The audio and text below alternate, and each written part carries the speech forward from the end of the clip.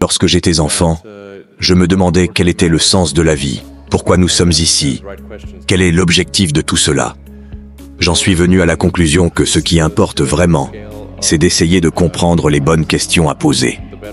Plus nous pouvons élargir l'étendue et l'échelle de la conscience humaine, mieux nous serons en mesure de poser ces questions.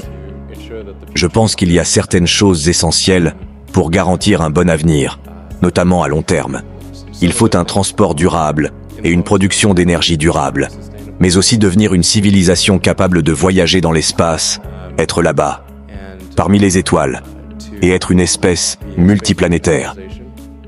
Être une espèce multiplanétaire et aller au-delà de la Terre est crucial pour la survie à long terme de l'humanité. C'est un peu comme une assurance-vie collective pour la vie, telle que nous la connaissons.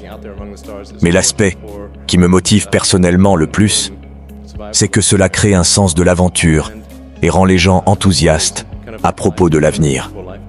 Si l'on imagine deux futurs, l'un où nous restons à jamais confinés sur Terre, jusqu'à ce qu'un événement tragique se produise, et un autre où nous vivons sur plusieurs planètes, voire au-delà du système solaire, je pense que cette seconde option est incroyablement enthousiasmante et inspirante. Il faut des raisons de se lever le matin. La vie ne peut pas se limiter à résoudre des problèmes, sinon, quel est l'intérêt? Il doit y avoir des choses qui inspirent les gens et qui rendent la vie digne d'être vécue. Alors, qu'est-ce que la vie pour toi?